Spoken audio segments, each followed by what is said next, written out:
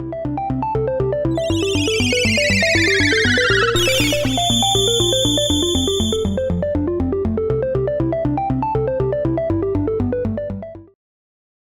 right, welcome back to another episode of Phoenix Edge. This is an RPG and gaming news podcast. My name's Hat. And I'm Eric. And today we are going to be talking about the recent controversy with Rockstar Games. Now, we talked about it kind of at a surface level on the recent Dark Pixel Gaming podcast, but we're going to get into it a little bit more on this episode. And then also we're going to be talking about Sega's recent talk about their hopes and plans on releasing more Dreamcast games on the Switch. Specifically, they're debating whether they should emulate them and release more of them, or if they should just recreate them with a more polished experience, but only release a few. And then also we have comments from past week's episodes. So we have one comment with how busy Square Enix is. When will we ever see Final Fantasy XVI? There's some more context surrounding that, but we can keep going into that once we get to it. And then we have, are there any controversial or badly reviewed RPGs that you like? And then we have, do you have any memorable experiences with glitches or off-the-wall or innovative strategies for getting through an RPG? And then we have some more comments as well. I apologize, I did not write down the names for those questions, but I will give you credit when we get to those points. But before we get into all that, Eric, what have you been playing this week? Well, I haven't been able to put much time into it yet, about roughly 5 hours, but I did buy Red Dead Redemption 2 on Friday. Cool. I am kind of a sucker for Western games. I'm a fan of the Wild Arms series also, except 4 and 5, but yeah. I am a fan of those. But from what I've played so far, it's really good so far. It's funny, this is no joke, actually. Let me grab it. The game right here not only has a disc you play on, it also has a disc specifically for data also. Wait, so it's a disc specifically for data, like in what context? Okay, so the game is so ridiculously big, like about 100 gig big, that for the PS4 version, at least, I don't know about the Xbox One version, but the PS4 version, you have to take the data disk, put it in your PS4, let it install for up to 50%, and then it'll tell you, take the disk out, and then put the second disk in, and that installs, and then you can play the game. Oh my God. And I will say, it's like game, PS1 all over again. Yeah, in a way. PS3 did this sometimes too. But this one in particular, I mean, the game is massive, and the game is just absolutely downright gorgeous looking. Like, even playing on a regular PS4, it looks really good. Really? The physics are absolutely insane. Like the physics of running through snow, and just all a bunch of other smaller quality of life stuff is so great. And like I said, I've only gone 5 hours into it, so I can't say how it is in the long run, but in the short term so far, the story's been very intriguing, very engaging. I already really like the main character. This is story-wise, this is set 12 years before the first game. So everything I have in the first game you don't really need to know, because this is all, it's new content. It's nice to play if you have played the first one, because the main character of the first game is a supporting character in this game. So it's really cool to see how he is 12 years ago as compared to who he is now. That type of stuff is really cool. And like I said, your main character's pretty awesome. In this one, you are part of a gang, and your main goal is to get your funds back up with your gang that you lost at the beginning, to get the luxury that you need to go out and live and create your own type of society or whatnot. So you are an outlaw in a sense, but how you decide to approach being an outlaw, like an honorable one or a dishonorable one, is mostly up to you. So you can decide how to go about the things, which is kind of strange, because no matter what, you're being technically a quote unquote bad guy, but how you decide to go about being a bad guy is up to you in that sense. You can coerce people instead of killing them, or antagonize them, or you can kill them. One of the one of the most I guess I've heard two big things about this game thus far from other people. Kind of get your take on it. Granted, like you said, you're only about 5 or so hours in, but on the positive front, one of the things that I've seen people praise is that they haven't seen, like, when they go into a house, they haven't seen anything repeated, right?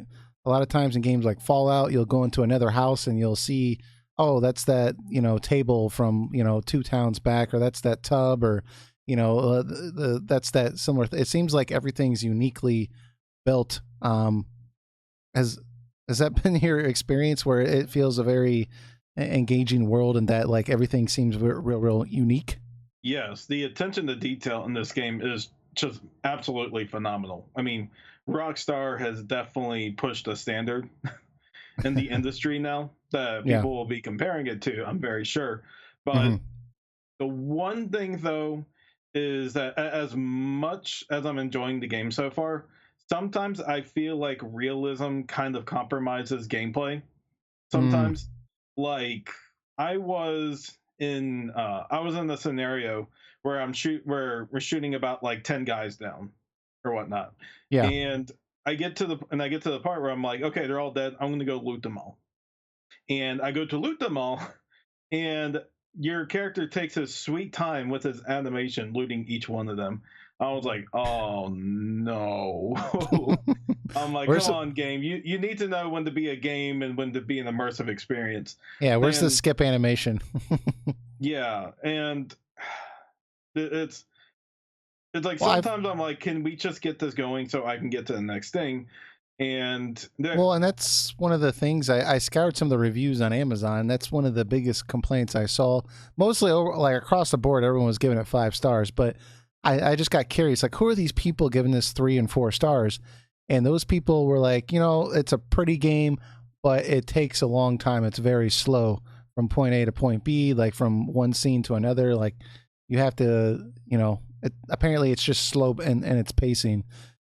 Is that kind of what you're getting at from what you've experienced thus far, anyways? yeah, it can feel like that sometimes so far, but for how good the quality is and how relaxing it feels to like just go from a horse from point A to point B, it Yeah. does feel really good. Hmm. But as a immersive experience going through just the main story right now, for the most part, Sure. yeah, it feels very nice. But I feel like if I get to the point of the game where I'm trying to do side quests and I'm trying to get like a checklist of stuff done, I feel like these type of experiences are going to be more in the way than actually immersive, because there's going to be that point where the immersion is gone and you're like, okay, I just want to complete and platinum this game now. I think that is probably a part where people will start noticing those small faults. But Hmm. again, it's a very minuscule thing to me in the grand scheme of things. Like that, like just everything in this game is so great. Like even the combat system feels really good. On top of that, the one thing, something definitely though, there was Sure. this part and there was this mission where I was saving a lady up, like in the inn room. There's like a guy trying to have his way with her, and she's like fighting him Oh off. no. And I Okay. go in there, and my guy pretty much goes in. He's like, "You get off of her, and you get the hell out of here." And the guy's like, "Well, I paid for her. I'm gonna do what I want with her." So he comes up and he's getting ready to brawl me, like just bare fist brawl. And I'm thinking Right. to myself, "Okay, I don't have any weapon on me, so my assumption is I use the R2 button like I would be shooting, except I use my fist because I don't have a weapon equipped." Sure. Well, I was wrong.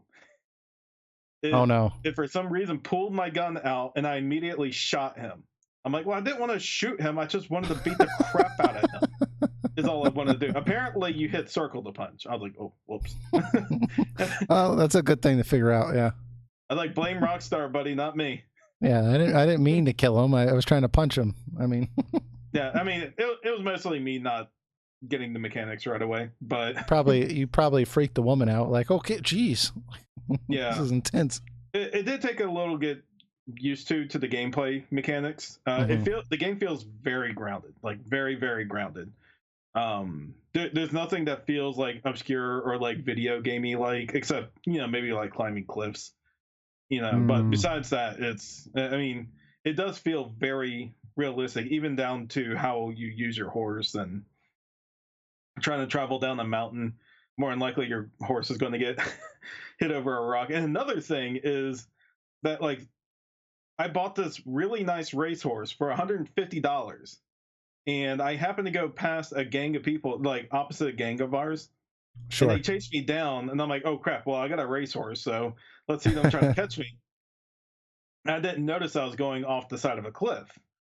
So I go off the side of the cliff, and my horse, like usually like the horse is usually fine, and like you get hurt. It's like that's not the case.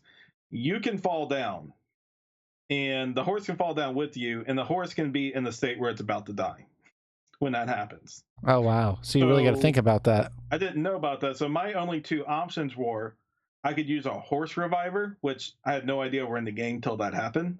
Mm-hmm. But you have to go all the way down to the general store for, or I could kill him right here. And I'm like, I just spent $150 on this horse. Do I want to take the time to do this? I'm like, no. And I just killed him. Oh, jeez. And now I'm using like a normal standard horse. And it's just me with a frowny face. Just using that horse. Until you can learn how to ride the horse, you don't get the expensive horse. Yeah, I think I learned that the hard way.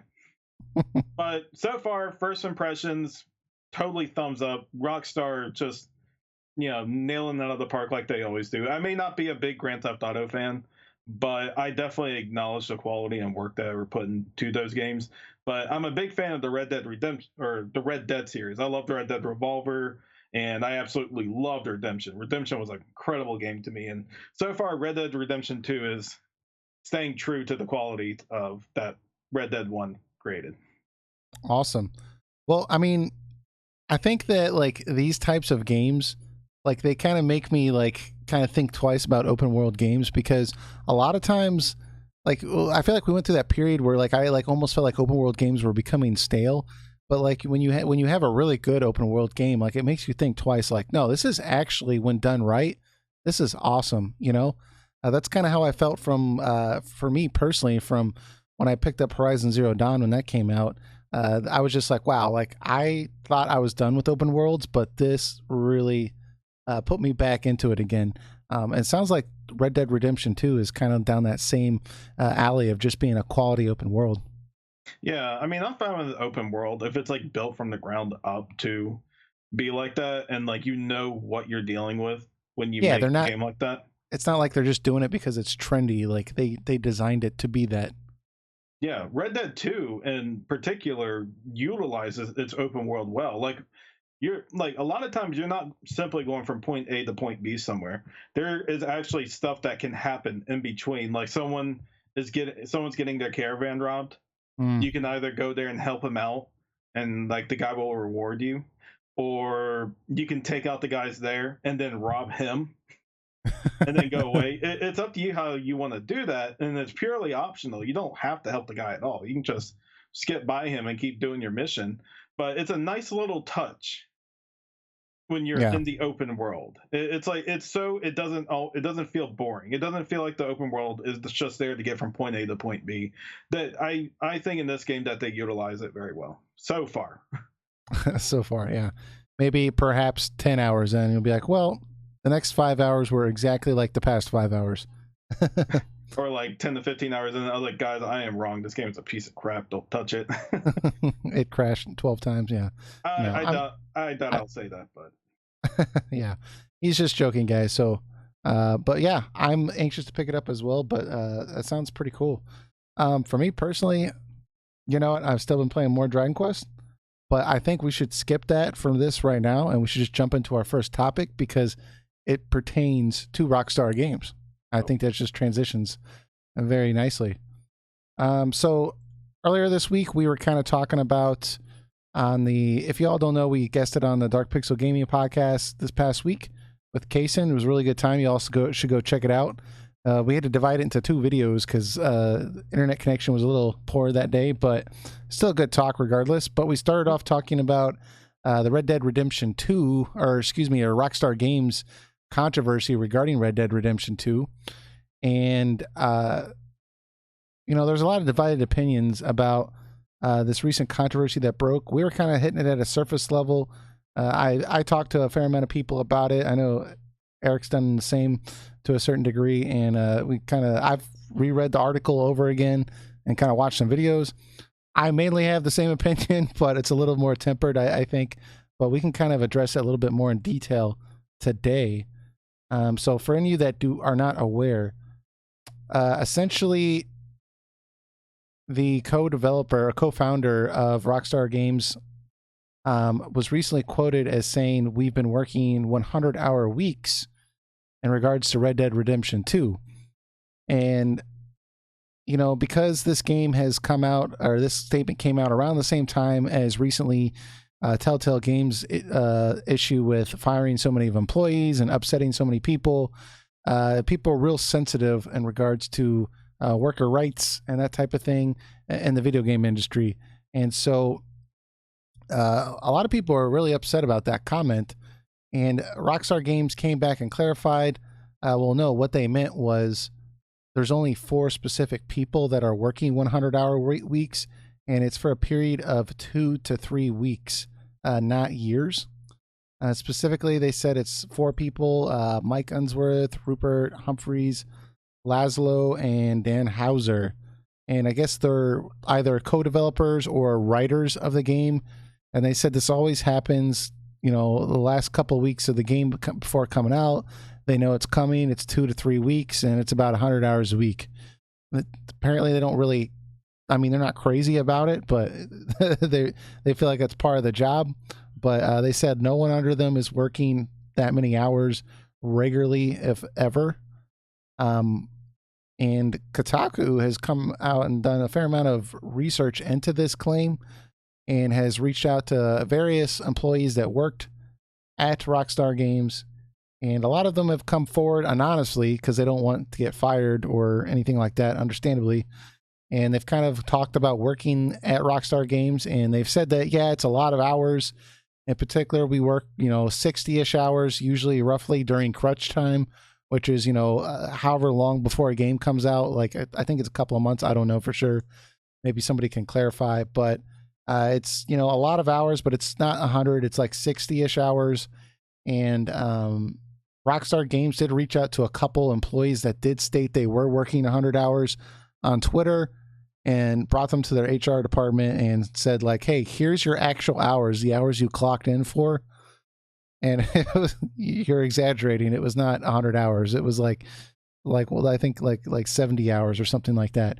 Regardless, some people are still very, very angry about this, because regardless of the fact that these people are, in general, if you're working at Rockstar Games, you're making quite a bit of money.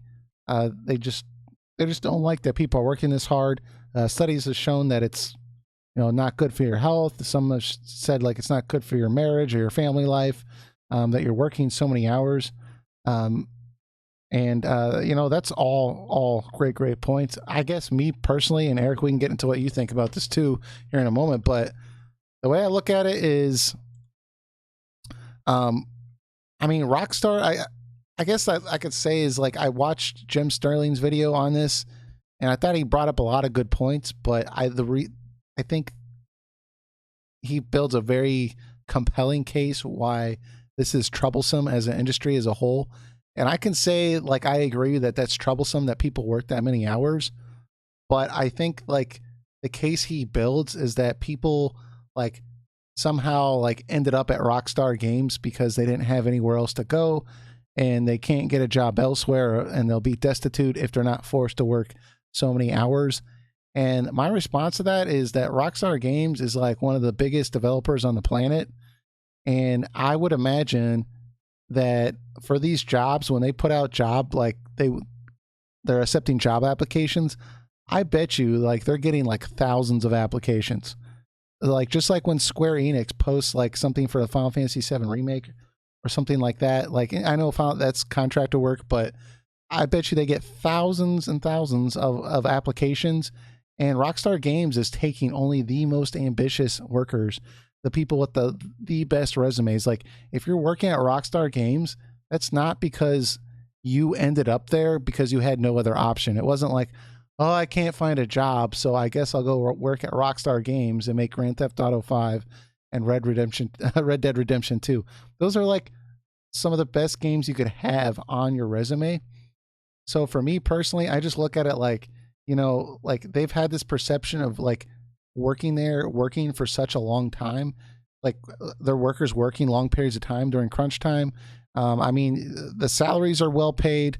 They've gotten overtime. They're getting profit sharing. So if the games sell well, they're getting bonuses. I know some people have speculated they don't feel like they're getting the overtime they should. I don't know about that. Some people have said maybe they should unionize gaming. I'm not a game developer. I can't talk about that, but I do think that this is generally overinflated unless I see something more. But I do think that it is a problem that game developers feel like their workers need to work so many hours. I would like it that they didn't work so many hours, but I do feel like people that work at Rockstar Games sought out an ambitious career because, once you leave there, you could go into consulting, you could go to a smaller studio with a bigger title, and you could be making your own game with somebody else's resources. I mean, and you're just making a lot of money working there. So, at least compared to what I feel is a lot of money. So, and that's not to criticize the amount of work that's being there. People feeling an agony for feeling like, I shouldn't be working this many hours during crunch time, but I don't know what to say. Eric, do you got any thoughts? That was a long rant. Sorry. It's fine. It's the big question I have is, are they being paid for their overtime? Yeah. I mean, that's a very fair point. That's the biggest thing I saw was that there has been a couple people that said like, well, I didn't get overtime. Instead I got a bonus, which was more than the overtime I would have gotten, but it sucked because like I had to wait for it. You got money? Well, they had to wait for it, right? Instead of coming in on their paycheck, it came in like a month later or something. And but they were given their due for their base salary. Yeah. Yeah. Okay. Well, then good. That's how overtime is supposed to be. You do overtime for the work. You either get paid and you get paid for that overtime in some shape or form. Now, again, you signed a contract with your employer agreeing with these type of conditions. I'm sure those conditions are not written there acting like it's some fluffy land to work at or anything like that, where it's cotton candy and rainbows all the time and you only work for 2 hours a day. And that's just not how it is. Working in these industries is just absolutely rough. You definitely got to have thick skin to be in these type of companies. And I'm not sitting here saying that and condoning the actions of some companies. No company's perfect, and sometimes there's going to be bad decisions made within the company. But I think a balance of union workers and the employers is probably the best way to go if there's some unfair treatment being brought upon either side. Now, I don't believe that you can give full power to a union. Because when you give a full power to a union, something bad, and that something bad will definitely happen in that regard, or something will just never get done.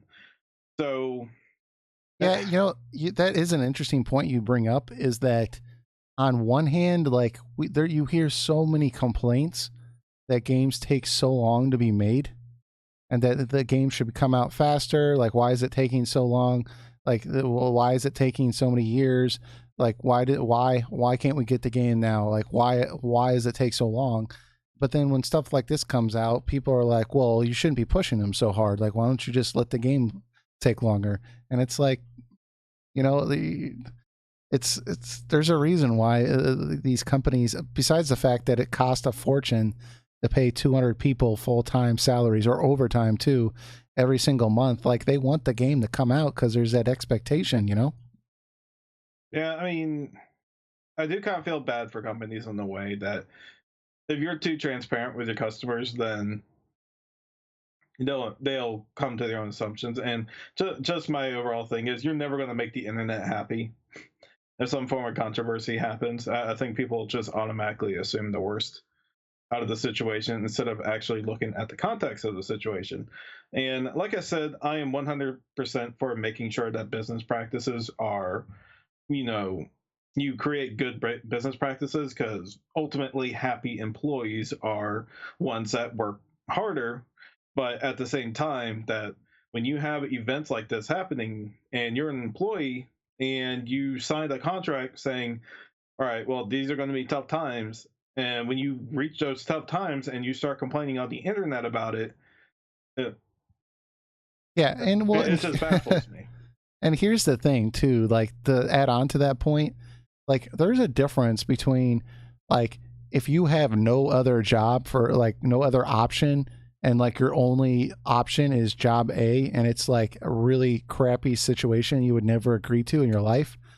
But like I said at the beginning of this is Rockstar Games is one of the biggest developers right now. Like if you work there, that looks fantastic on your resume. There's a reason, like I bet you so many people apply there and like because it's so competitive, like if you're working there, like you likely have an outstanding resume. I'm sure you could go somewhere else. Like I'm sure Rockstar Games was not like the last stop, like, oh, like all nowhere else would take me. Like, you know, like I'm pretty sure you could have made like some cell phone games or something like I like, or some smaller studios and had like very reasonable hours.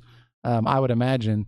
But it's probably not a six-figure salary. It's probably, you know, like 35 or $40,000, which is not as cool, you know. So I don't. It's hard for me to get upset, you know. Yeah, I mean, like I said, even after seeing the context of the articles or seeing perspective from other people, it still really hasn't changed my mind that much. Yeah, I do And think. Go ahead. Sorry. yeah, it's like if we're in a all right, say if we're in a scenario and like we find out that Rockstar's been pushing people like 60 hours past what they usually work, and they're not getting if they're not getting paid a lick of overtime, I do think that's 100% wrong, and Yeah, they got to fix that. I would be extremely upset, and that would be enough for me to think twice about buying the game, right? But just finding out that they're working a lot of hours, that's not enough for me to get upset. I mean, like you could leave Rockstar Games with that on your resume, and like it would look phenomenal if it showed Red Dead Redemption 2, right? That you worked on a game that was getting 10 out of 10 from reviewers. Like you could go to another company, or you could just start independently being a consultant for indie games, or a wide variety of different things, and you could make a living at a much more less rate, but like much more reasonable hours. And so I don't know. I just feel like it's. I don't want to say a choice because sometimes some people don't have a choice, but I feel like more often than not in this circumstance, there Yeah, I probably is a mean, choice. like I said, every company is different. There's different context for every situation in terms of crunch time. And honestly, I'm kind of waiting for probably the inevitable extra credits episode that will go in on the details of, like Yeah. crunch Well, time and how it works and why it happens. And I watch think it'd this. be better to give an opinion then, but Yeah. it's I mean, I'm again on the crunch thing. I'm looking at that at a surface level. If there's like any like really detailed like video or from like a game developer that's like, okay, this is why crunch time happens and this is what's going on with it. Is it truly mismanagement? Is it just how it is with these AAA games? I would love to know that. Yeah. You know, I think that the other biggest, the real biggest piece of criticism. I don't want to say the biggest piece of criticism because some people have a field day with that comment, but one piece of criticism that I do think Rockstar Games absolutely deserves, without any question, is the fact that they were like having people delete their Twitter posts. I mean, like I get it. Like if you're a company, you don't want your employees like tweeting negative stuff about your company without first talking to your company, right? I would never do that with my job. I would never tweet out like, "Hey, this place sucks." Like they're locking me in the bathroom or something. I don't know. Like I would go to the HR and talk about it, and if they're not hearing me, maybe then I would go on Twitter. But once it's out there, that was a dumb move for Rockstar to like immediately start having people delete stuff because it makes it look bad. It makes it look like there's more smoke, when there may not be. So, I mean, if you're willing to tweet that stuff, then I hope you're ready for the consequences that happen after that, because it doesn't look good on the company if their employee.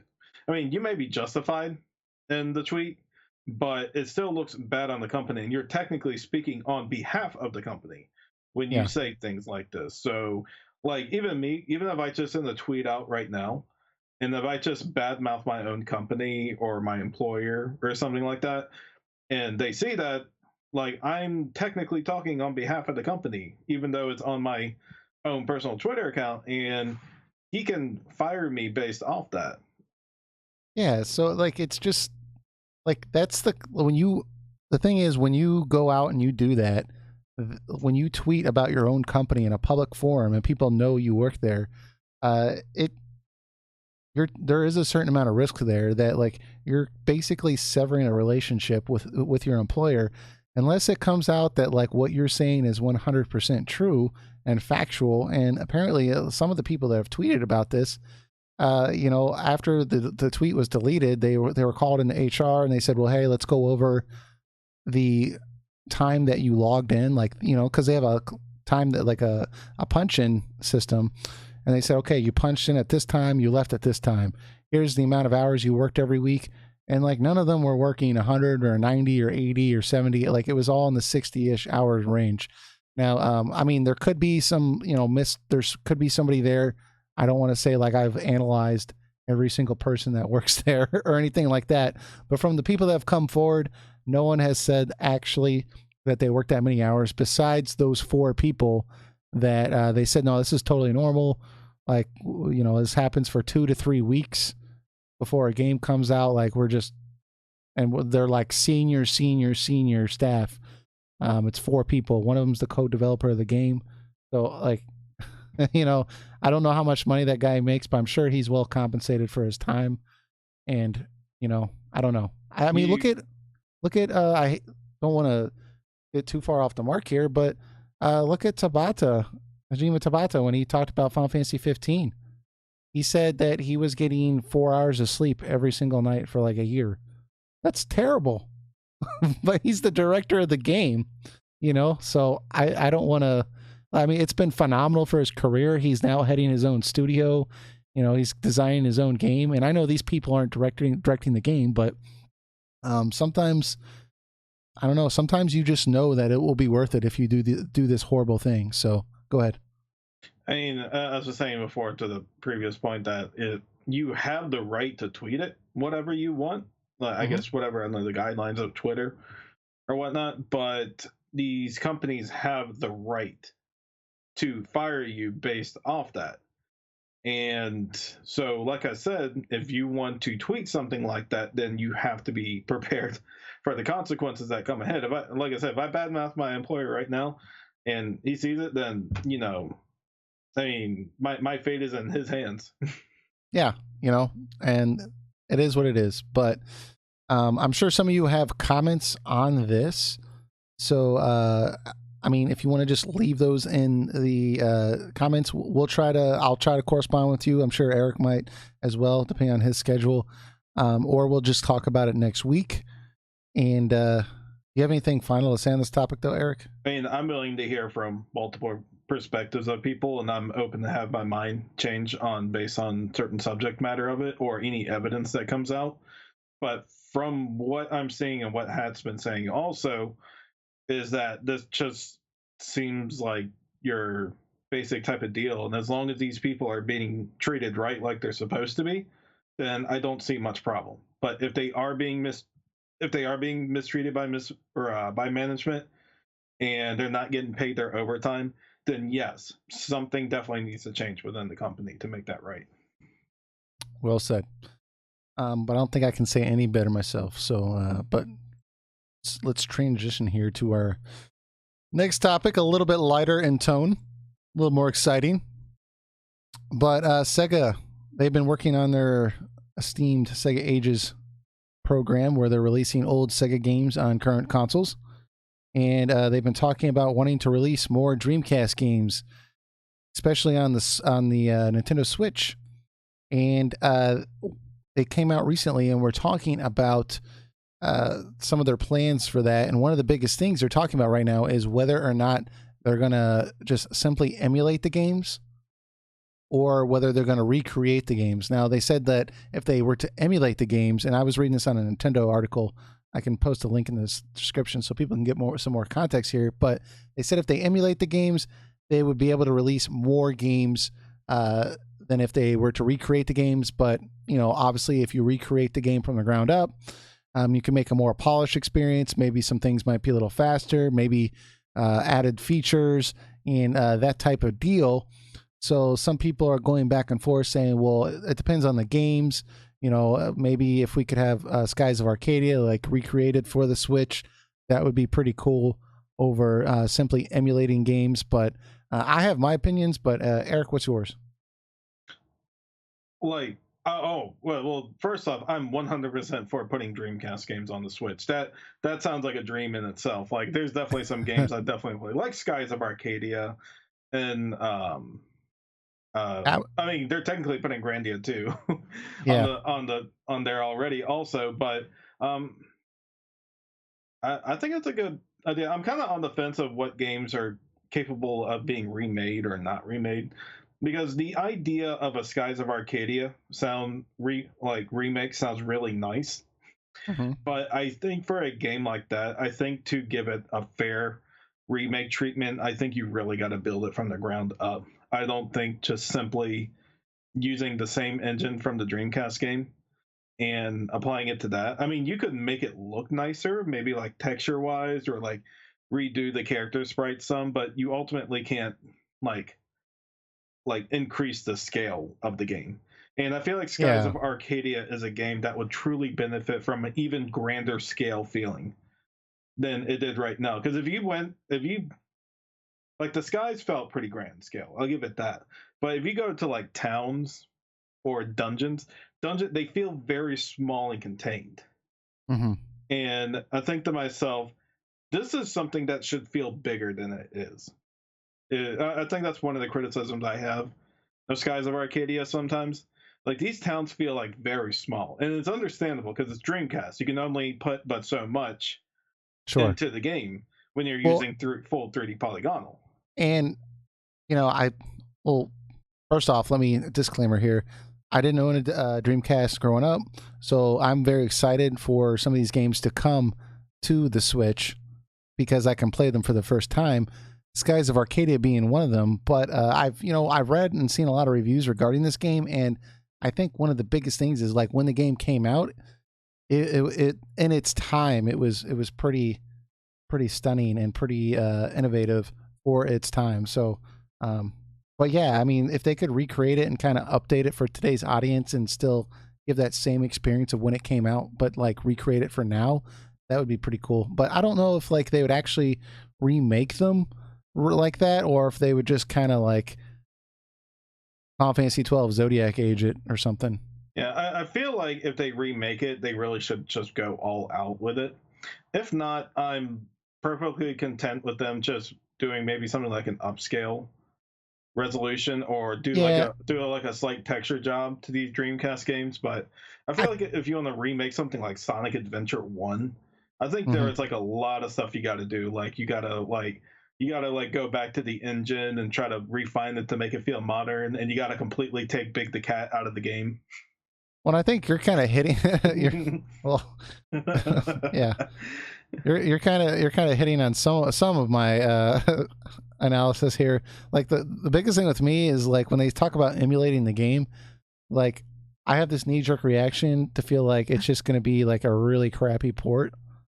Like it's going to be slow and it's going to be just not a very good experience. But like, you know, you can emulate it and it be a quality experience.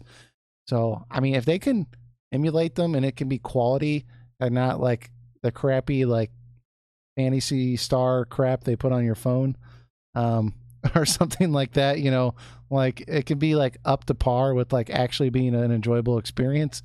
I think that would be the way to go because you can get more games out there. But if they're not going to make it a quality experience, I'm definitely going to err on the side of just recreating the game. I did see one of the biggest games that was requested that they acknowledged was Jet Set Radio. Now I never played that game, but the art style looks pretty cool, so I'd definitely be interested in playing that. Have you ever played that game? I did. It was a fun game, but I think I think it's a game that would definitely make it on there if they're doing like the classic stuff, because I believe they did some type of HD remaster release for it already in the past. I don't So know. I think I it have would be no just idea. as simple as porting that, Yeah. or even the Sonic Adventure games. It would be as simple as just porting them also to the Switch. Those Yeah, HD remasters they already done. that's a good point, because I feel like a lot of these games, like at least a lot of the big games, they've already been remastered in one way or another.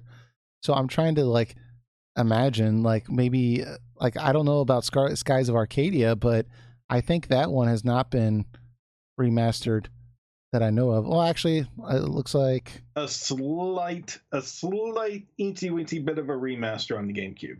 yeah, I was gonna say I just saw that Skies of Arcadia Legends. More of a port. Okay, but was it a direct? They improved a few things to make Okay. a better experience, but it's mostly a port. So it might be really, really easy for them just to port these games over to the Switch, as opposed to recreating them. But the fact that they're talking about that is kind of cool. And I don't know. I would be interested. I wish we could get like a test case. Like, okay, like just do it one time and kind of show me like the quality of the game, like with it emulated, and then show me another game that's been recreated, and then like let me decide then, because it all comes down to the quality, like, and what they're going to do with the recreation as opposed to the emulation. If it's going to be a quality emulated game, I say just emulate it and like get it out to me. Let me play it as is. Let me play the original. And if it's really a solid experience, still maybe in the future you can recreate it. But give me a quality emulated game, and just a bunch of them. Yeah, and I'm sorry to answer your question before about Jet Set Radio. Oh, it's a good game. Maybe the mechanics are slightly archaic. I think the thing that might turn off people is that its hip hop style is definitely a product of its time. So if you kind of openly embrace that early 2000s type of idea of Japanese hip hop, then the game's pretty okay. Jet Set Radio Future, I think, definitely improved a lot of things over the first title, but that was an Xbox game, so I don't know if that would make it to the Switch. Yeah, but I'm interested to see what exactly it does and what they actually do. So I'm going to keep following the story, and I'm sure me and Eric will be talking about it on the side. And once we feel like we have something noteworthy, we'll bring it up again. Oh, yeah. But if y'all have... Go ahead. I'm pretty excited about everything Sega's been doing for the Switch right now. They've definitely been getting up on it. Like, they have the Sega Genesis collection coming out for it pretty soon. They did put Valkyria Chronicles 1 and 4 on there. Yeah, that's pretty cool. And the first one's only $20. Very nice. Good game. Yeah, that's the thing. If they like, let's say Skies of Arcadia, because that's one I'd definitely be interested in. If they re-released that, like emulated it and put it on the Switch, how much do you think they could charge for that? 10 to 15. But if they recreated it, I bet you but that would cost labor costs and everything like that. But I bet you they could get like 25 or 30 if they rebuilt it from the ground up. I mean, you could charge full price if you build it from the ground up and remake the whole game. Well, I mean, it depends by remake. I mean, if you're talking like reimagined, like creating a whole new scale and like re-recording the voice, doing voice acting with like new people and stuff, like, that would be that'd be a new game. Yeah, I mean, essentially be a new game. You can really charge what you want for it, or at least charge 30 to 40 for it. I guess if you're just kind of like making the same game over again, but just kind of, I don't know, polishing it up a bit, I think they could charge a little bit more than 10 or 15, but I think 10 or 15's a fair price. I would pay that in a heartbeat for sure. If you're doing like a straight port and just upscaling some things, then yeah, around 10 to 15 easily. But then again, they charge like $8 for a Genesis game for like Sonic 1. That's what I'm saying. So yeah, it's all good. So knowing them, they probably do 20, but I think 10 to 15 should be a fair price. Yeah. Oh, I'm sorry, I'm getting hiccups. Well, Well, we'll have to deal. Dreamcast games making me excited, man. Yeah, I can tell. Mm-hmm. So let's move on to our next topic here. Let me see exactly who said this so I can give them credit. I'll read their full comment here. I think this came from Josh Patrick, and I'll just read the full comment. Actually, I'm going to read the question first because he goes on a little bit of tangent before that. He says, my question is, with how busy Square Enix is, when will we ever see Final Fantasy XVI? Depends on who will be the head of development, of course, but my guess would be anywhere between 2027 to 2030. Now, he puts LOL after that, so he's kind of joking a little bit there. But I'll read the first part of his question now because I think it kind of ties into this, but I didn't want to get us too off track. He says, I agree with Hat on this one regarding the Final Fantasy VII remake. Isn't coming to the PS4 at all, not even a dual PS4, PS5 release. Isn't the game going to be a multi-part series, probably 3 parts at least? Why release one on PS4 and release the remaining parts on the PS5? This is very unlikely the step Square Enix will take. If the PS5 comes out in 2021, his guess, then the first part will come out at earliest 2021. If each game comes out 2 years apart, you're looking at 2025. By the time all 3 parts are released, assuming there's 3 parts, so this kind of ties into when do we think Final Fantasy XVI is going to come out? I kind of got my thoughts in here. I'll go ahead and just share that right now. Essentially, I think that there's a possibility that, and I know he was joking about 2027, 2030. You never know with Square Enix, but I think first off, we have to decipher what he means by first time when you see it, right? Does that mean the first time we see an announcement? Or does that mean the first time we see it on a store shelf? Because with Square Enix, that can be like a whole decade difference, right?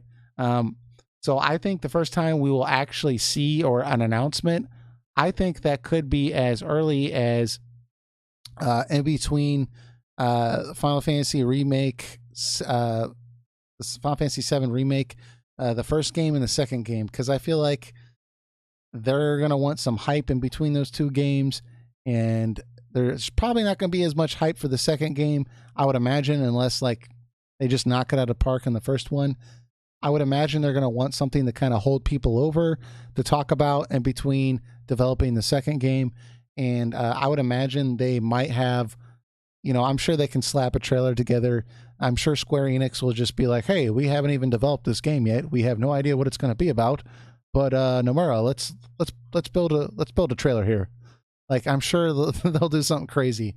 At the earliest we could see it, maybe there's a part of me that's sitting here thinking like, okay, next summer, right?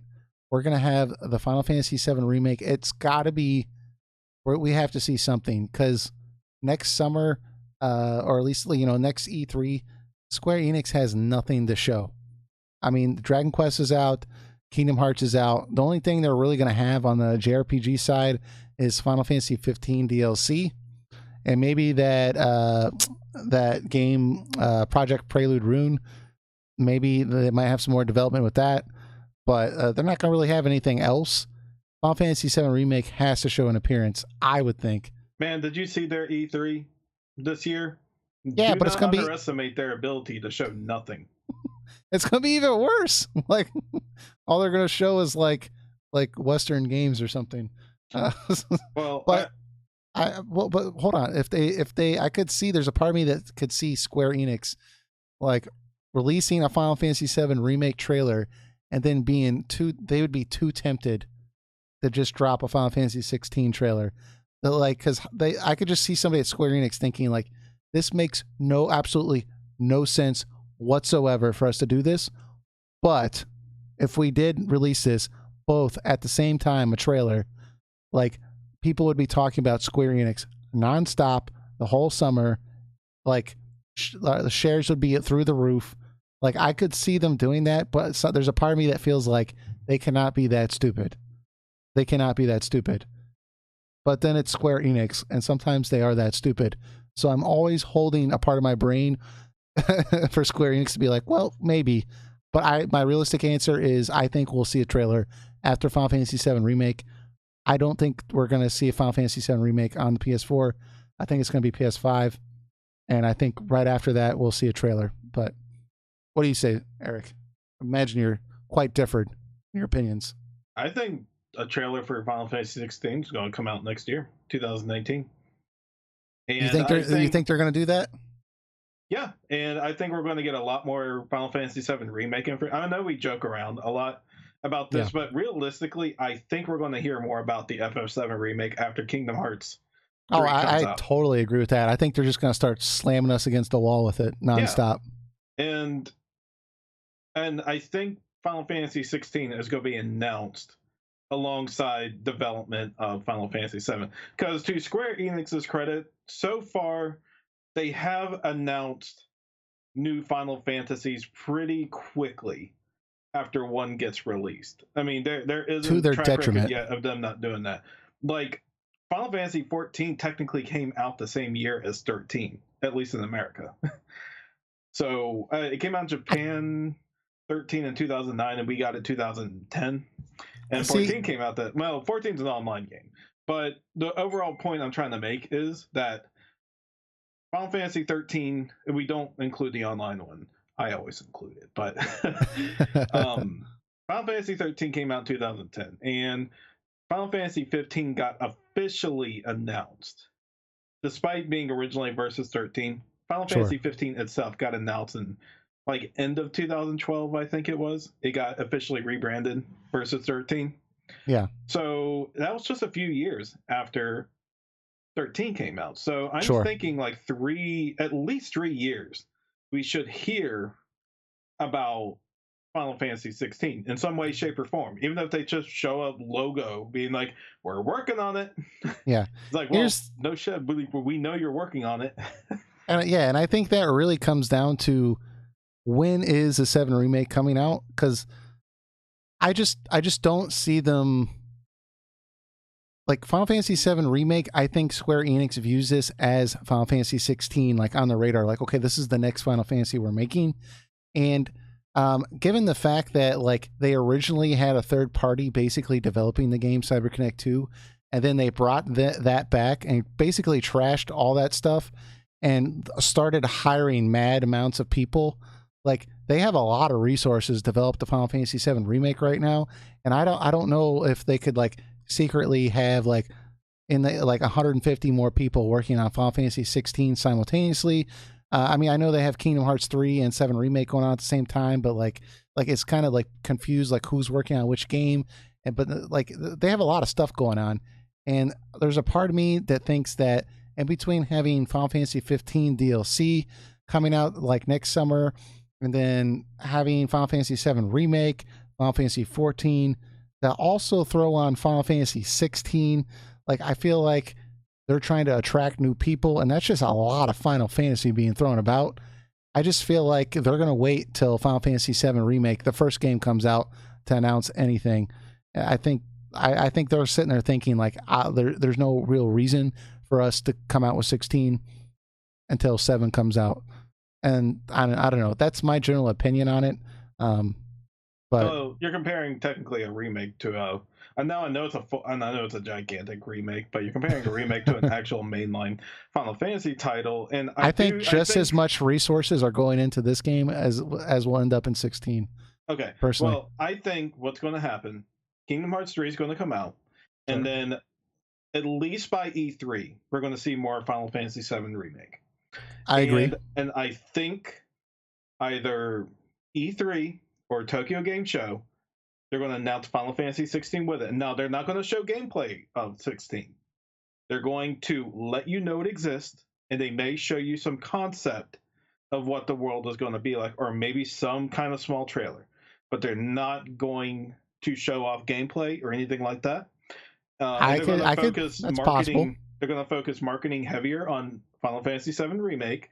And when that comes out in likely 2020 or 2021, the first episode, that's probably going to be around the time where, at least at E3 or Tokyo Game Show 2020, we'll start seeing more gameplay, like pre-alpha gameplay of Final Fantasy 16. And like I said, I think the first episode of the 7 remake is going to come in 2020, 2021, and I think the window for Final Fantasy 16 will be 2023 to 2025.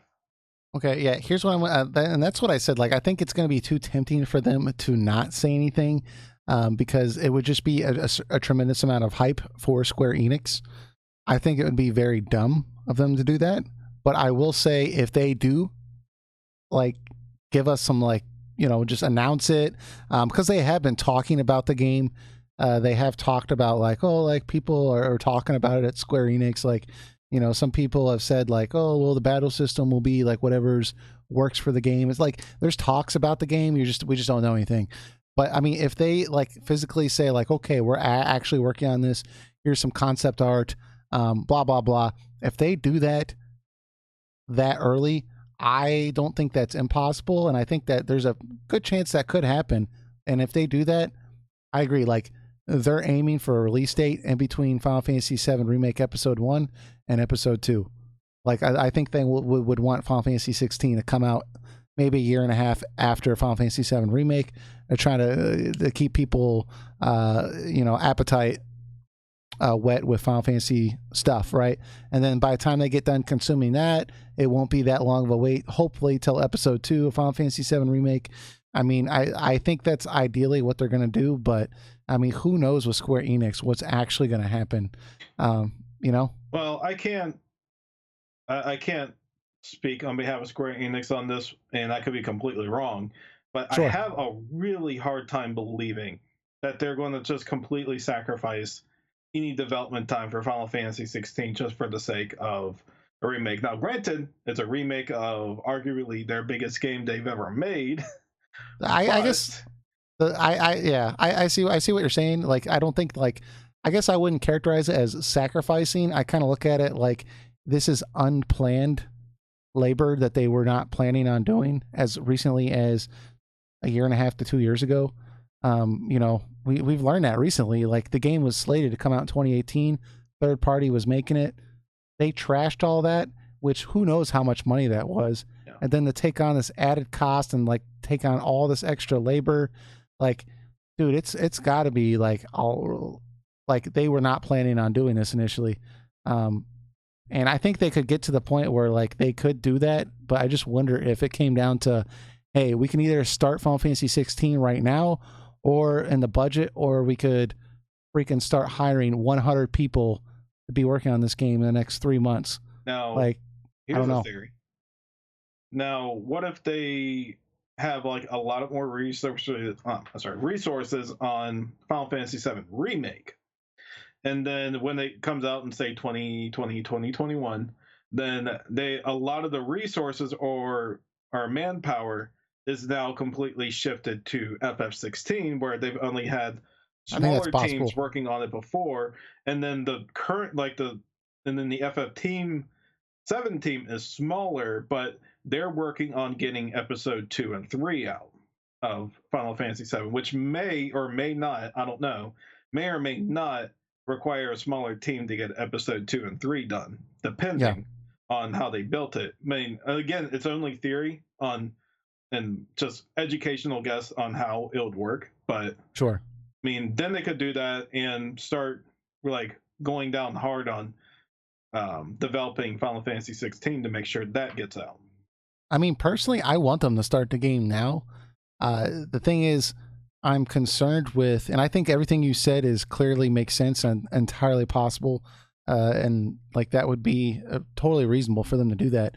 But I'm kind of concerned with who would actually direct this game, and I think timing is important.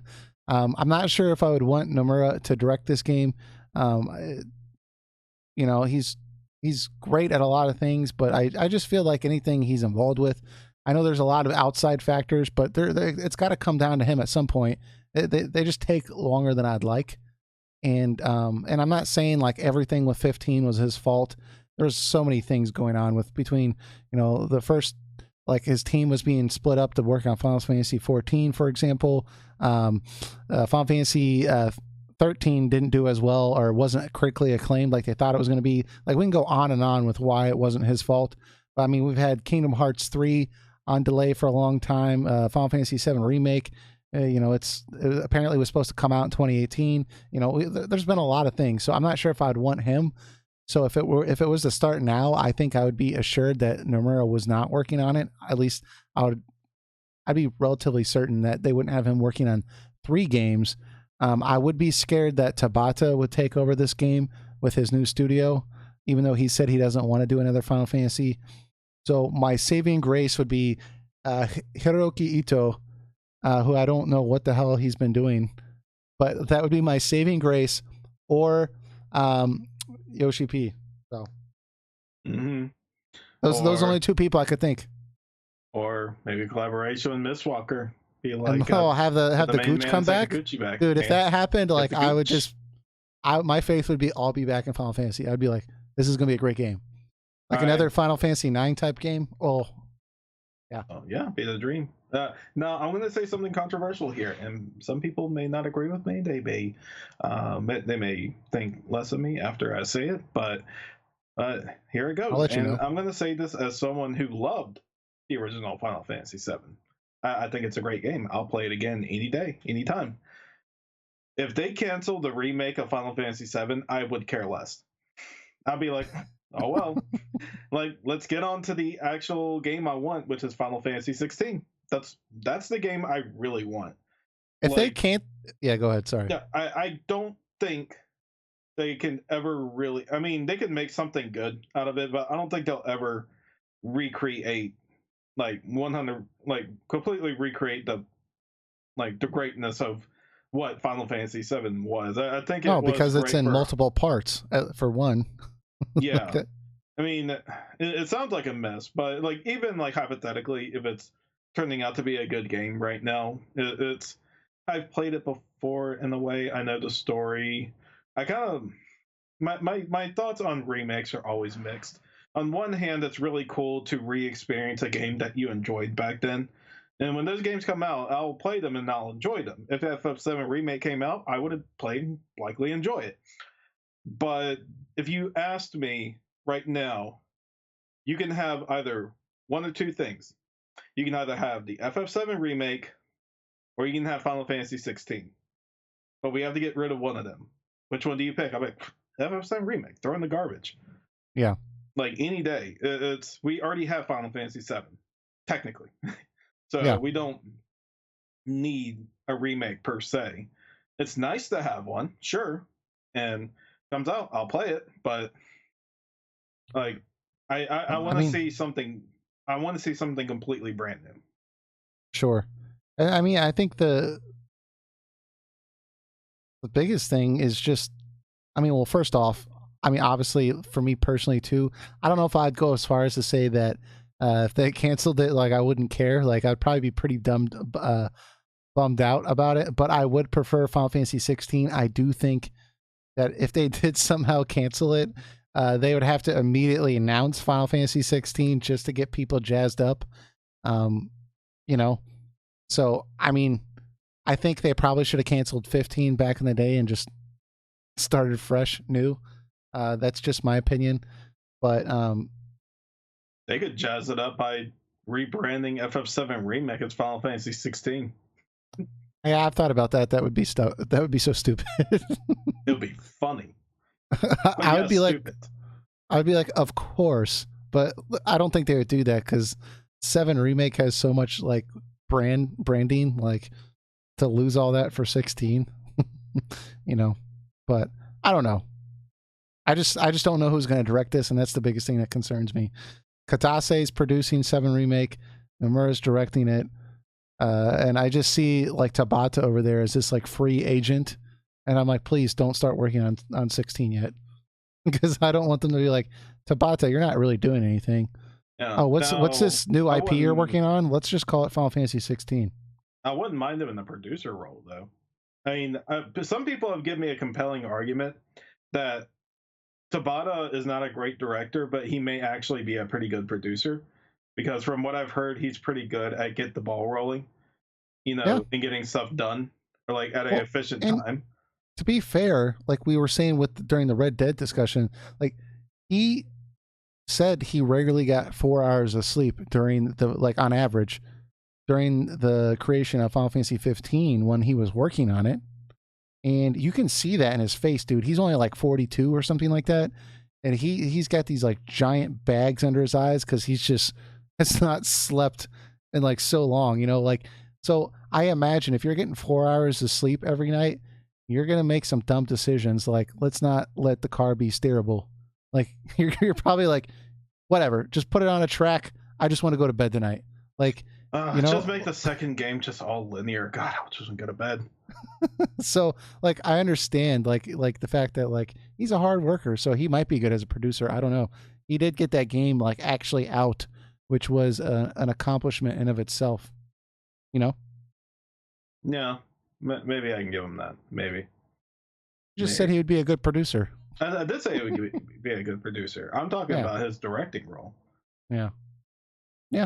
So, I don't know. It's a good question though. I mean, I don't know when we can expect this game. To be honest, there's just so many variables, and with Square Enix, you never know. They might just like be like, oh, let's just put some concept art now. Let's get everybody hyped, but we don't really know what the game's going to be about.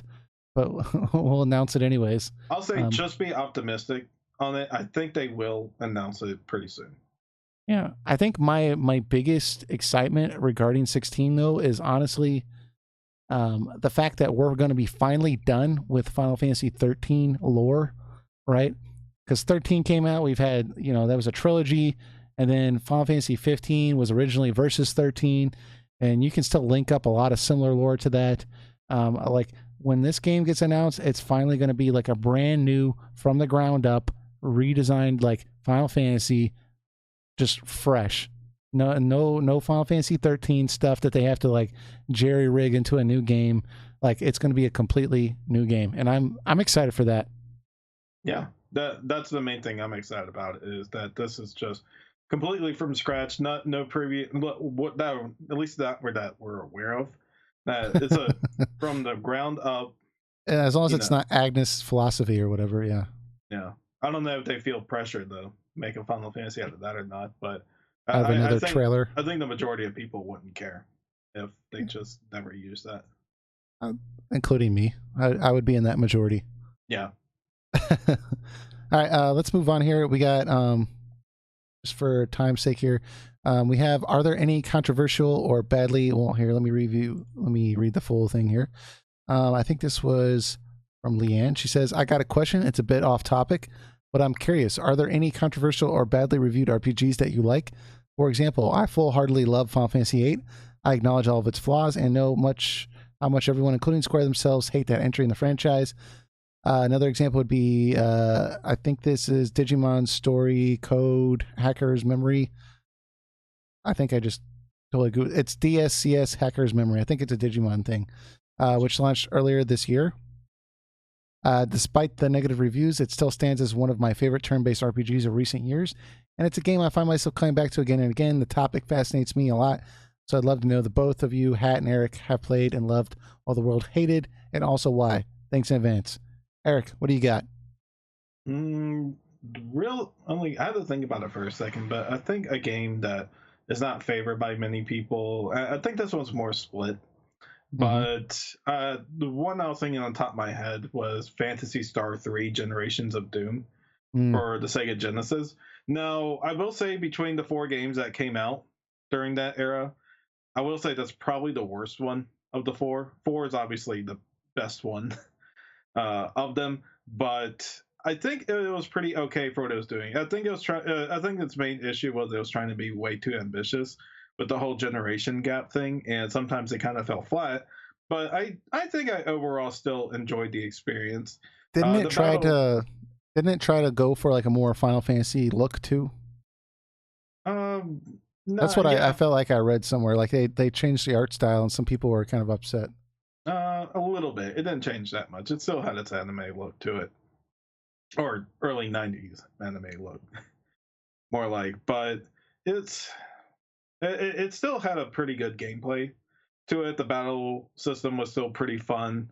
It did feel like there were some improvements from the second game. So the gameplay aspect of it, I thought was pretty fun. I think with the story, there was a lot of abrupt moments, but I think the general points of the game I thought were pretty good. Like within like the first 5 minutes of the game, like you're going around town, like talking to people, then you like immediately go in and start to get married to your fiance, or like a royal wedding because you're a prince. You Sure. go there and you're about to marry, and then she gets captured by a gargoyle right away, and like you're like, oh, I need to go save her right now, and then your dad, the king, is like, you're acting too out of line. We need to put you in the dungeon right now. So calm you down while we figure this out. And it's like, whoa, this just happened like within 30 seconds. It's like let's pace it out a bit. Like, I know this is a 16-bit era game, and you can only do but so much, but like just Yeah. pace it out a little bit. And there are a lot of moments like that in the game, but I don't think it's as bad as some people claim it to be. I think it's more like a black sheep of the series, and it's still pretty cool that you go through like different generations of the game also. Yeah. Which makes it also very interesting in itself. Which, because you're kind of thrown off for the fact that the game starts off like in the medieval era, but it works its way into the typical Phantasy Star theming and format as you play more into the game. Very cool. Yeah, for me, like I was trying to think about this too, and I was kind of looking at it from the context of the question, because she kind of points out that, like, for example, she gave Final Fantasy VIII. And so I'm kind of looking at it like, well, she's looking at it more from a critical opinion from fans of the series or games that like they didn't like this game as a whole, whereas, you know, you do, right? Because critically, that game, Final Fantasy VIII, at least back in the day, it was getting like 9s out of 10s. Whereas now it's kind of like Final Fantasy fans are kind of mixed feelings on it. You know, it's not everyone's favorite, but some people really like it. I personally like it to a fair degree, but so for that reason, I'm not going to pick a game like Shadow's Heart, because that game, although it got a 6 out of 10, I haven't ran into anyone that said that they thought that was reasonable. Critically, everyone likes that game. But for me, a game that I actually really liked, and to this day I still like, is Star Ocean: The Last Hope. I think I've said that before, but I bought that game when it came out, and I played it, and I played it to the very end, and I enjoyed the setting. I enjoyed traveling to different planets. I enjoyed the cutscenes. I enjoyed the battle system. I don't think it's like one of the greatest RPGs of all time, but in general, I thought it was a pretty good game. I really liked it, and from what I can tell, from what everyone has told me, is apparently like the fan base really did not like that game. I think they didn't like the third one more so, but I really enjoyed it, and I kind of been tempted to buy it on Steam recently because they got like a 4K re-release, and I don't know why I need to play that game in 4K, but it might be kind of cool to revisit it again. But I put a lot of hours into it, and I just really like the setting of the game.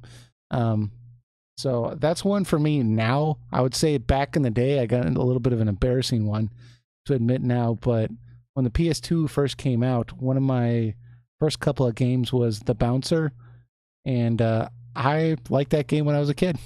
I beat it like 6 times. I was also like, I think like 12 or 13. So maybe that has something to do with it, but I haven't played it since then. But apparently it's regarded as one of the most atrocious games Square has ever released in recent memory. I've seen it been regarded as. So maybe one day I'll have to go back and play that game and really see if it holds up to my nostalgia. But from the few cutscenes I've seen, it's not as good as I remembered. It's actually pretty bad. So yeah, I think that's the same deal with me. I haven't played that game since it first came out, but yeah, I don't remember it being terrible. But then again, I was like, how old was I when the PS2 came out? I don't know. I was born in I was like 89. 11 or 12 or something, 13 or something. I don't know. Yeah, I think around that age range for me too. Uh, I thought okay with it. I think if I look at it today, it's probably not as good as I remember either. But I mean, Star Ocean 4, I enjoyed Star Ocean 4. I didn't think it was a bad game. It wasn't like the most compelling, greatest RPG I ever played, but I mean, it was it was a comfortable RPG to say the least. Star Ocean 5 was the awful game.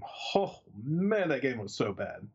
Now to be fair, I'm trying to remember somebody in the comments, but they commented that they actually really liked Star Ocean 5, and I told them that they gave some reasons why, and I told them that they convinced me enough to give it a chance. So I'm going to give this game a chance eventually. But go ahead. I mean, I think you kind of summed up your thoughts. Yeah, I summed up my thoughts, man. I do not like that game one bit. I think the battle system was designed poorly. The world was designed poorly. The story is mediocre at best. And the cinematography of the game is just absolutely downright awful because there is no cinematography. The entire game, you have full control of the camera and the cutscene the characters, which almost completely ruins everything in these with these characters. You very rarely have any form of cinematography in that game. And if you go through the main campaign, which is pretty much the only interesting thing to do because the other stuff is basically fetch quests that have no meaning to the world building at all, you can beat it in between 12 and 15 hours. The main story. See, I kind of like that nowadays, though. Like, getting a little 15-hour experience in as opposed to like 90 hours. It's kind of refreshing every now and again. So I think I saw that game on sale at like a video game store near me for like $10 or $15. So I might wait for it to go down a little bit more and pay like, $7 or $8, and I'll probably pick it up then and give it a shot. Because that's the best way I might enjoy it, is the fact that it just doesn't break the bank. So now let me put a disclaimer here. If you like the game, that's perfectly fine. You're not wrong for liking it at all. That's just my opinion on it. You're welcome to share your opinion with me why you like it. Maybe we can come to maybe some form of agreement with it. But my overall opinion of the game, just, I mean, I would go as far as to say throw in the garbage. Yeah. Cool. So we also have another question here from, let's see here. Where is it? From Asura Cypher. He says, kudos for getting through the long comments. Stay hydrated. I appreciate that.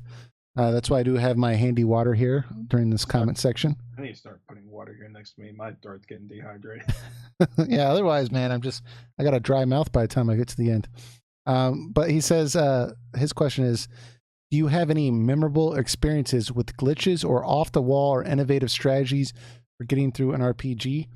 One memorable experience with a glitch that I remember fondly, it wasn't like an innovative strategy, but in Final Fantasy VII, on the PlayStation 1 version, if you cast regen on your party, and then you open the top of the PlayStation 1, the game would, like, the disc would still be spinning, but it wouldn't progress any further in battle. It would just, the music would keep playing and like the camera would be going and stuff, but no one would attack you, and your characters would infinitely recharge health. And then if you close the lid, the battle would just start where you left off. So like, it was just like a quick, like, instant win in battles for most of the part. I mean, unless like, your regen ran out, you ran out of MP, or like the enemy one shot you, but you could like get through like certain boss battles and stuff doing that. I don't know about some of the like Emerald Weapon or anything like that. Like, that you might need a little more punch than just opening the lid of the PS1. But I do remember that glitch fairly fondly. Eric, what do you got? I never knew you could do that. Yeah. I mean, there's always new discoveries every day with these games. This one's pretty famous. Everyone pretty much knows what this one is for the most part if you're a Final Fantasy VI fan. Banish Doom. You know what that is? Yeah. It works only in the Super Nintendo version, I believe. I believe they took it out in later versions, but basically all it is you have two characters. You at least have characters in the party that know Vanish and Doom. Like, if any character in the group knows one or the other spell, all you have to do on almost any enemy, I don't think it works on every single enemy, but it works on most of them, bosses included, is you cast Vanish on the monster, and then what you do is when you vanish it, it gets rid of its immunity to death.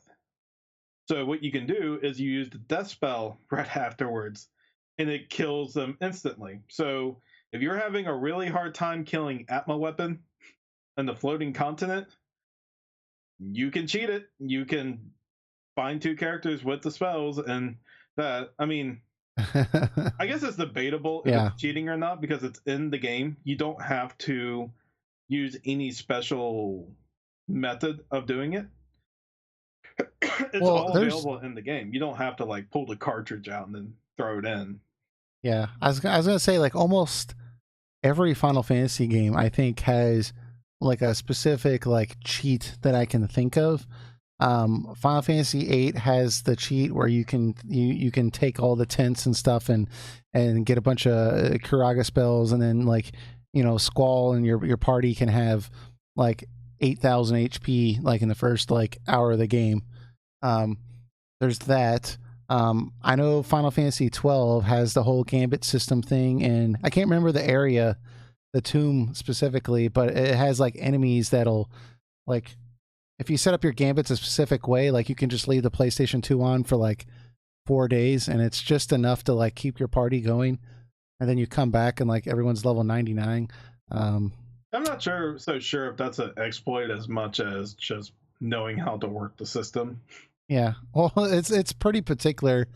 You have to get certain skills, and like it's.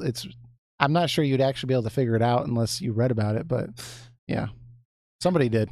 I mean, there's always an efficient way to grind EXP in any game. I mean, the game's popular enough, people are going to find the best way to get you to 99 as soon as possible. I mean, even as great as Dragon Quest 11 was, it's like I still found the easiest way to get EXP, which was using Hallelujah and the one that turns things into metal monsters per round, and that got me like the 99 in just a few short hours. Yeah. Yeah. Well, it's kind of funny when you find that stuff.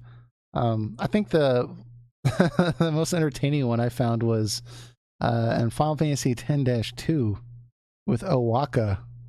There's a specific part you can get him onto your ship, and if you get him onto your ship, I don't know if it was a screw up or what, but you can buy a potion from him for like 100 gil, and then you can sell it back to him for 150 gil, and you can do that infinitely. I mean, it takes time, but you can get like 1 billion gil if you want to just sit there for 4 hours. You're gonna bankrupt old poor Owaka.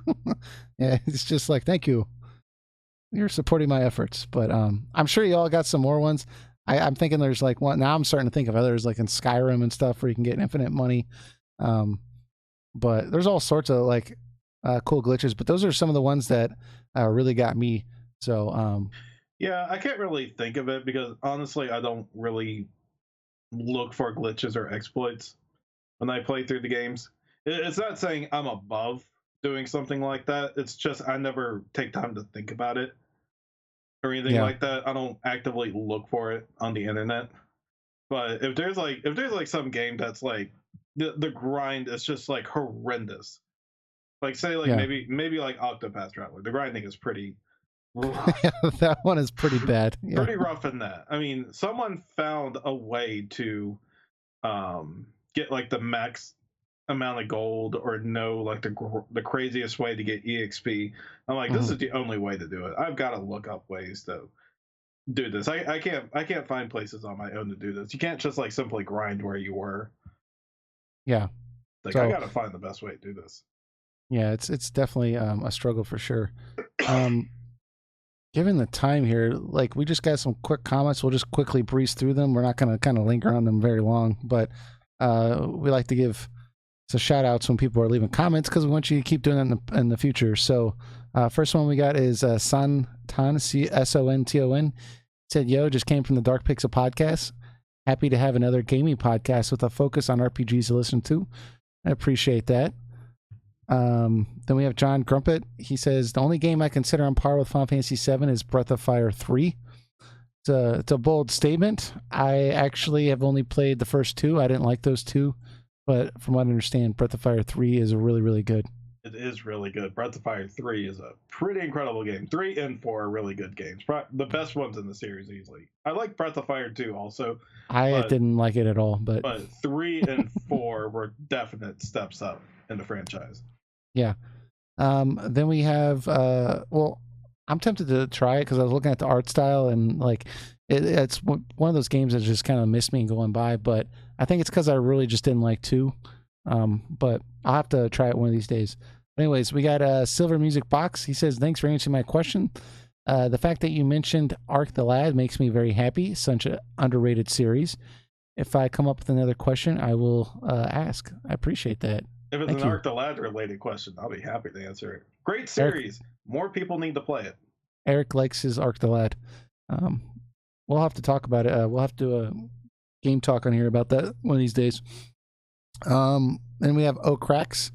It says, yeah, a handful of Xenoblade Chronicle 2's game design choices don't make a lot of sense to me either. Why do I want to jump 100,000 times to fill out I can't talk right now, an affinity node? It's like I didn't even want to say it. I know that a couple of these nodes can be filled out by merc missions, but those aren't reliable and are boring to set up. Yeah, the game's got a lot of stuff in it that doesn't need to be there. I think we've talked about that at length. And then the only other comment here is from BioPhoenix. He says, FF is so huge where I don't think they will ever stop making them, even if they are slowly declining in quality, since they will always sell a ton.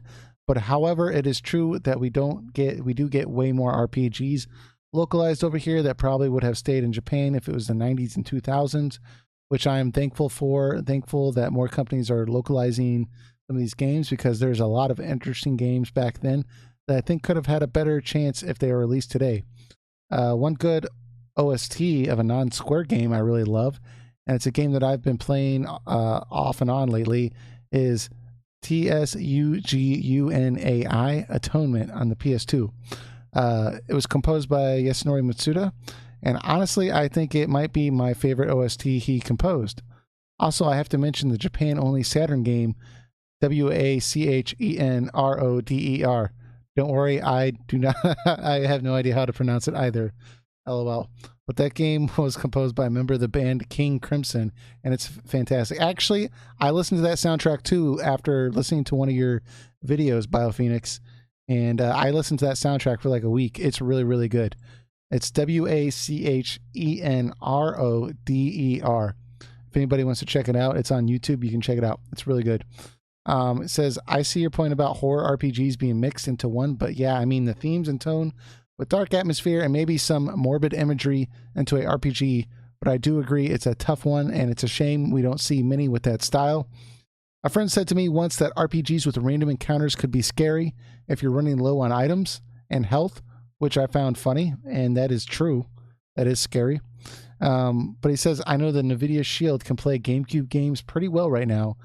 So I'm sure sometime in 2020s we'll have that small device that can do 6th generation games with a bigger hard drive. Always talking about how we were saying that we're not sure when a GameCube Classic would come because of the size of the games. That makes sense. Yeah, maybe eventually in the 2020s, but I think it'll be a while. Let's see here. I think that's it. I think that's all the comments. Eric, did I say anything or read anything that you want to specifically mention? No, pretty cut and clear. Cool. All right, so we should be back with another episode next week. Please, as usual, comment, suggest some topics. Helps us along. It's a little dry right now with news, and it helps us to have stuff to talk about. That way, we're not coming up with some wacky topics y'all don't want to hear, and it can be some interesting topics. So we really, really appreciate your contributions. But without further ado, we'll catch you all next week. Thanks, guys. Take care.